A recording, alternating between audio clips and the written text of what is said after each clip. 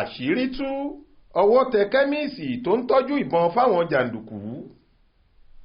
Ọ̀dọ̀ àwọn ọlọ́pàá ìpínlẹ̀ Delta ní Kẹmiisi kan, ọ̀gbẹ́ni Ẹ̀bírẹ́rí Mọ̀rínsìn, ẹni 40 ọdún tó ń gbé lágbègbè Ovorie nílùú Ìsíòkòlò níjọba ìbílẹ̀ Etiop nípínlẹ̀ Delta wà báyìí. Ẹ̀sùn tí wọ́n fi kàn án ni pé ó fi iṣẹ́ títa oògùn òyìnbó tó ń ṣe bójúbójú lásán ni.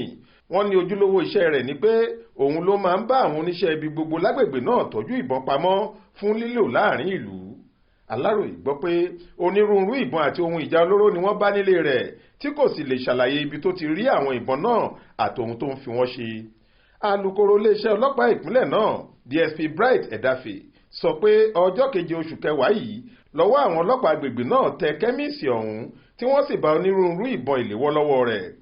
Ó ní àwọn òwúyẹ́ kan tí wọ́n mọ̀ nípa iṣẹ́ láabi tí Kẹmiisi ọ̀hún ń ṣe ládùúgbò ni wọ́n wá fẹjọ́ rẹ̀ sùn àwọn agbófinró tá a sì tètè lọ fọwọ́ òfin mú ní ṣọ́ọ̀bù rẹ̀ kó má bàa sá lọ.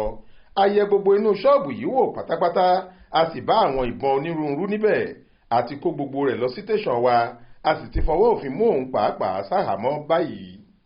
Alukoro ní ọ̀gá ọlọ́pàá pátápátá nípìnlẹ̀ náà ti ṣèlérí pé kò ní sáàyè fáwọn ọ̀daràn nípìnlẹ̀ ọ̀hún àti pé kí ọ̀daràn tó bá fẹ́ fi ìpínlẹ̀ Delta ṣe bùgbé tú èrò ọkàn rẹ̀ pa.